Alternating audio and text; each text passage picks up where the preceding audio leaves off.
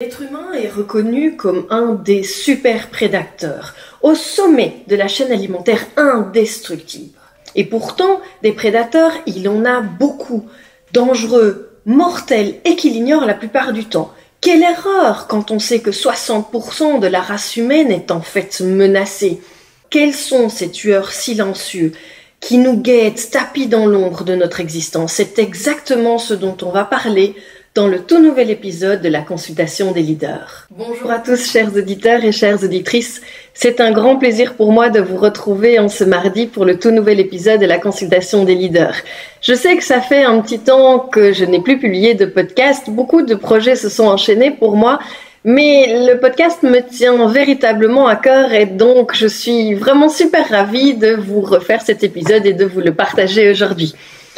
Aujourd'hui, j'ai envie de vous parler de ces tueurs silencieux, ces prédateurs de l'être humain qu'on ne connaît pas nécessairement, dont on ne se rend pas compte qu'ils existent en réalité, et pourtant c'est un sujet principal en médecine, c'est un sujet principal pour la santé de la population et qui revient très régulièrement au cours de la vie de l'être humain. En plus, mon rôle en tant que médecin est de participer à la prévention, de vous informer, de vous aider surtout à avoir une santé d'acier, d'avoir une bonne santé, une santé de fer, pour vous permettre justement d'atteindre vos objectifs, de vivre une vie en bonne santé, de vivre une vie saine, équilibrée et de profiter de votre vie. Et donc c'est vraiment pour moi un objectif majeur et c'est la raison pour laquelle cet épisode aujourd'hui me tient particulièrement à cœur. En réalité, on ne sait changer que ce qu'on sait. Donc si personne n'a conscience de ces tueurs silencieux, si vous n'avez jamais été informé et si vous n'avez jamais entendu parler de ces pathologies dont on va parler aujourd'hui,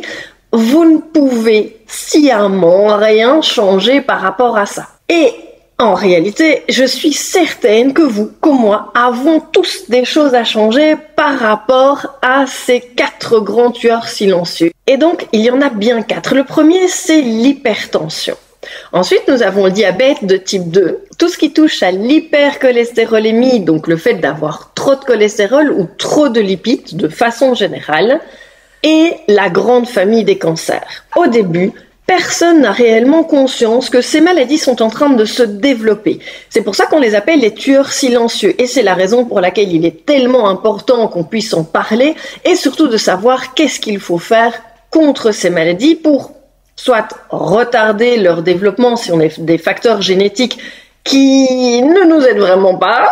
Et le but, évidemment, c'est d'éviter qu'elles arrivent puisqu'elles entraînent encore d'énormes conséquences derrière. Comme d'habitude, je vous fais d'abord un petit point sur la physiologie, sur la physiopathologie, sur ce qu'il se passe en fait à l'intérieur de notre corps pour que vous compreniez vraiment bien en quoi ça pose problème et comment alors par après on va pouvoir travailler dessus, puisque le but c'est pas juste de vous informer, enfin si, c'est important de vous informer, c'est important que vous compreniez exactement de quoi il s'agit, mais le but majeur, malgré tout, c'est d'avoir les clés, d'avoir les astuces, savoir quelles sont les habitudes qu'il faut changer ou qu'il faut mettre en place pour éviter de se retrouver dans une situation où en fait on est malade. Concernant l'hypertension est hyper répandue dans la population. Je n'ai pas les chiffres en tête, mais une très très grande partie, avec l'âge vieillissant, malheureusement, présente une hypertension. Et en fait, l'hypertension, ça donne un tiraillement sur les vaisseaux sanguins, ce qui veut dire que les parois sont étirées, sont élargies sous l'onde de pression d'éjection du sang du cœur. L'hypertension en tant que telle est déjà une maladie, mais ça constitue en fait un facteur de risque majeur pour tout ce qu'on appelle les maladies cardiovasculaires.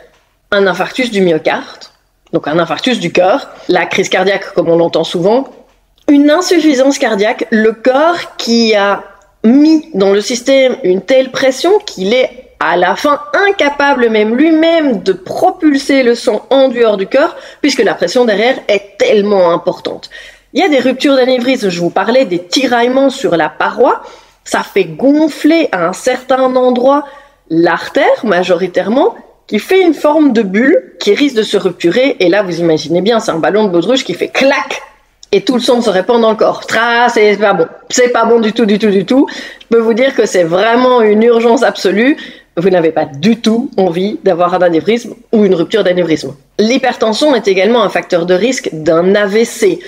hémorragique surtout, mais ce qu'on appelle ischémique aussi, avec un caillot qui vient se bloquer dans une des artères. Je referai un épisode de podcast pour réexpliquer exactement ce que c'est l'AVC, les différents types et comment surtout l'éviter. C'est pas le sujet aujourd'hui. L'hypertension altère non seulement tout ce qui est en lien avec le cœur et les vaisseaux, mais également les reins. Et donc, les personnes avec de l'hypertension peuvent développer une insuffisance rénale, finir en dialyse, ce qui est pas très cool. Vous êtes branché à une machine pendant 4 heures, 3 fois par semaine, quand ça se passe bien. Quelle perte de liberté, quelle perte de temps. Et bien sûr que quand on arrive jusqu'à la dialyse, on a souvent envie de le faire, et puis c'est une décision qui est personnelle, de nouveau, c'est pas le débat aujourd'hui, mais personne ne choisit évidemment d'être attaché à une machine parce que il ne peut plus faire pipi.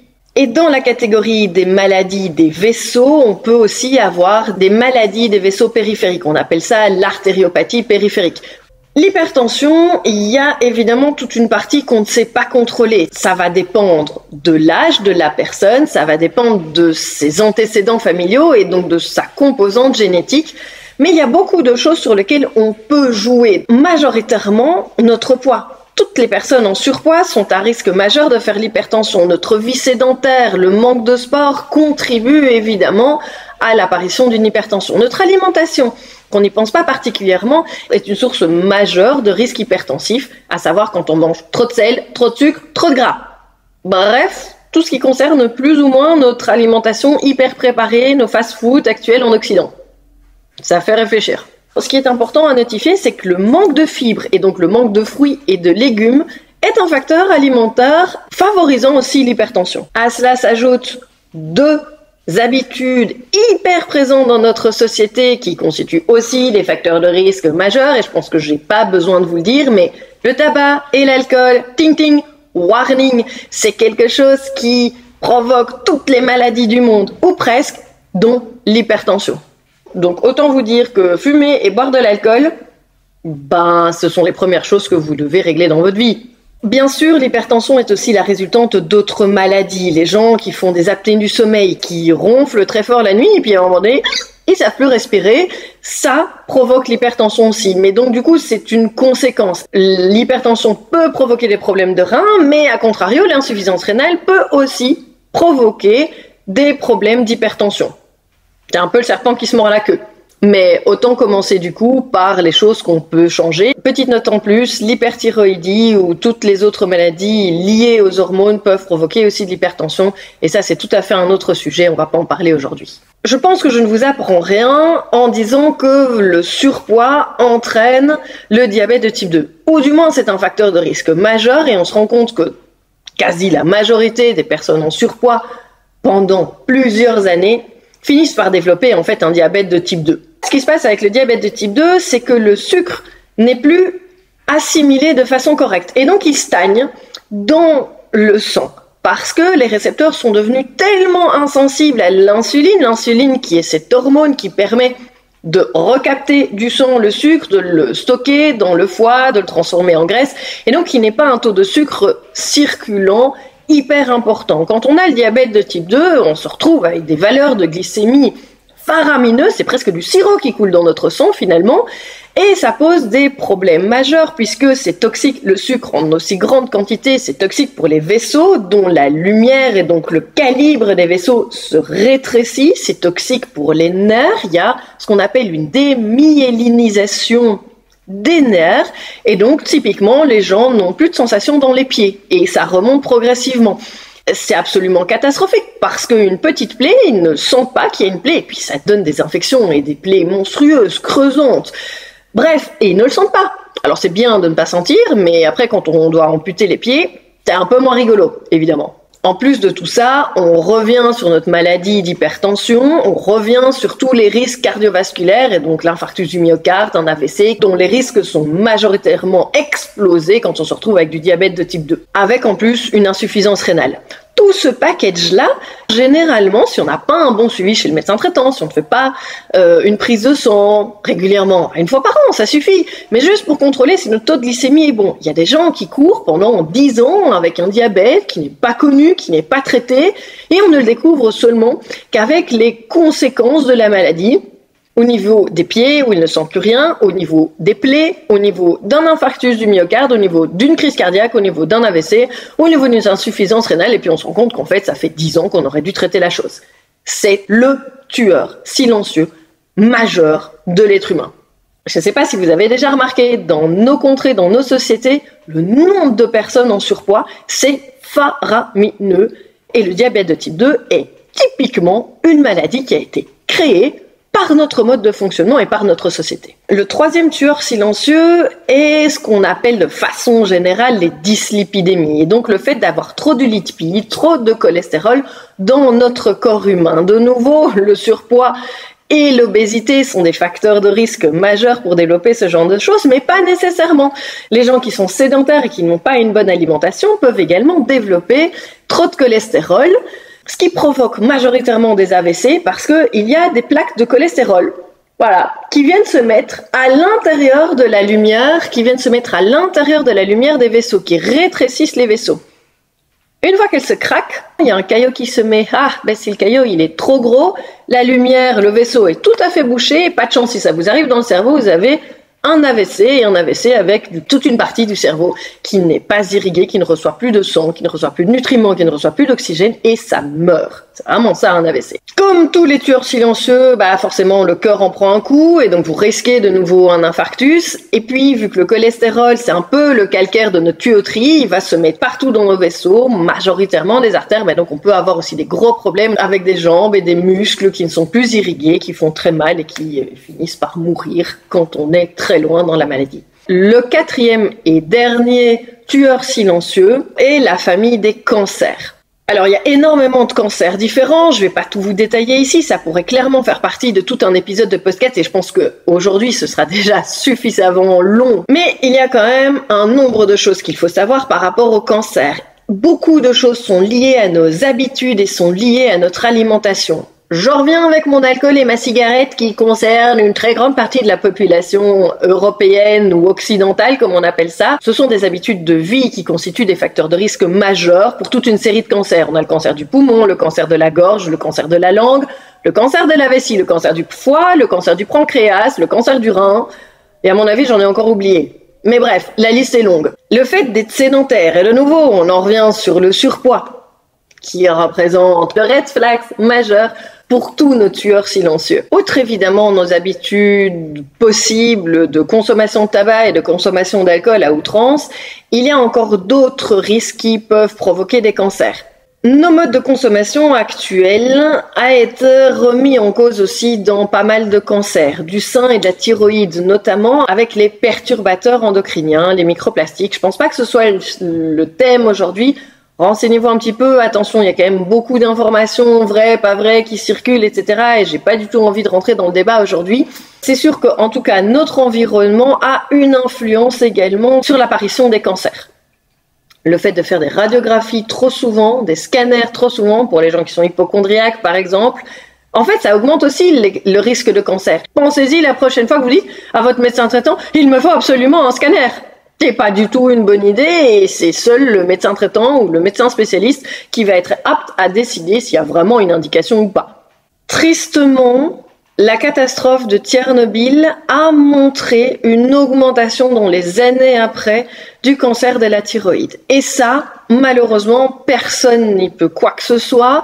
Ça fait partie des facteurs de risque de notre environnement. Dans notre alimentation, outre les autres facteurs de risque comme le fait de manger trop de sel, trop gras, trop de sucre, etc. qu'on a vu précédemment, manquer de fibres, le fait de manger trop peu de fibres, trop peu de fruits, de légumes, est un facteur de risque majeur en fait pour le cancer du côlon. Un dernier facteur aggravant, qui n'est peut-être pas nécessairement un facteur primaire qui va d'office déclencher un stress, mais on se rend compte qu'il y a quand même un lien certain, c'est le stress chronique et la mauvaise gestion émotionnelle. Tiens, c'est bizarre, ça revient toujours cette histoire-là. Et donc, en fait, la santé mentale est aussi hyper importante pour maintenir votre corps aussi physique en bonne santé. Il n'y a pas juste que votre tête, il y a aussi le corps physique. Tout comme les 3 autres tueurs silencieux, il existe des méthodes de dépistage. Une prise de tension régulière, 1 fois par an quand vous n'êtes pas du tout à risque, 2 à 3 fois par an quand vous avez des facteurs de risque dont on vient de parler, pour le diabète et l'hypercholestérolémie ou la dyslipidémie de façon générale, il suffit de faire une prise de sang une fois par an. Je pense que ça, c'est à la portée de tout le monde en termes de dépistage. Et il y a pour certains cancers des dépistages qui sont aussi remboursés par la sécurité sociale. En fonction de vos facteurs de risque, le cancer du sein avec une mammographie, une échographie est remboursé. Le cancer colorectal, ah oui, celui-là je l'ai oublié, dans les cancers liés aussi au tabac et à l'alcool. Et il y a un dépistage qui est proposé. Alors voilà, avec toutes ces informations, ça fait beaucoup d'informations. Vous allez peut-être me dire, mon Dieu, en fait, il faut tout que je change. Oui, peut-être. Allez-y étape par étape. Choisissez-vous votre cheval de bataille. Il y en a plusieurs, évidemment, que ce soit l'arrêt du tabac ou la diminution de la consommation d'alcool ou l'arrêt total de la consommation d'alcool. Ça va vous prendre du temps, de la motivation et de l'énergie. Faites-vous accompagner pour ça, mais c'est probablement une des premières choses clairement à diminuer. Un autre cheval de bataille qui me semble en tout cas hyper important, c'est la régulation de votre alimentation.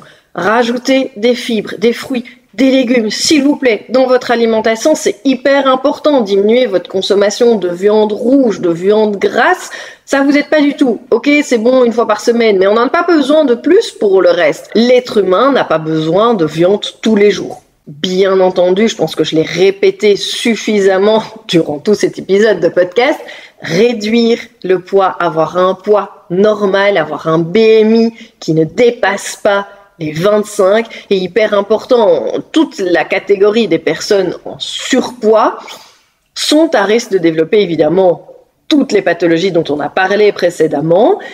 Tant qu'on parle du surpoids, généralement ça va en lien avec la sédentarité. Et donc j'ai l'impression que je prêche un petit peu parfois dans le vide, mais faites du sport, bougez, allez promener, allez faire des balades, faites un petit peu de yoga, simplement si vous n'êtes pas quelqu'un de sportif, mais bougez votre carcasse en fait. Ça va vous aider parce que c'est une manière également de réduire le surpoids.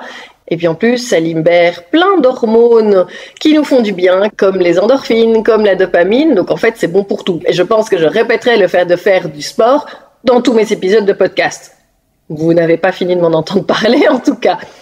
Et puis, dernier petit point qui me semble aussi très important et qui me touche particulièrement, c'est tout ce qui est la gestion émotionnelle et la gestion du stress, qui n'est pas un facteur de risque primaire, qui a un lien de cause à effet direct avec les problèmes de santé dont nous avons parlé aujourd'hui, mais c'est un facteur concomitant, un facteur aggravant qu'on retrouve chez beaucoup de personnes souffrant d'hypertension, de diabète de type 2, d'hypercholestérolémie ou de cancer.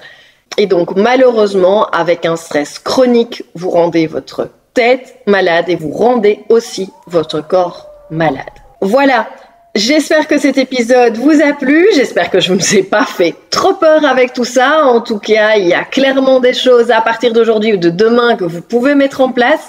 Et si vous n'arrivez pas encore tout de suite à les mettre en place, planifiez-vous un moment où vous allez vraiment prendre le temps de faire un bilan de votre état de santé, de faire un bilan au niveau de votre alimentation, au niveau de votre sport, au niveau de vos addictions et de comment vous vivez, de vos habitudes au quotidien et de comment vous vivez au jour le jour pour voir où est-ce que vous pouvez améliorer vous-même votre santé.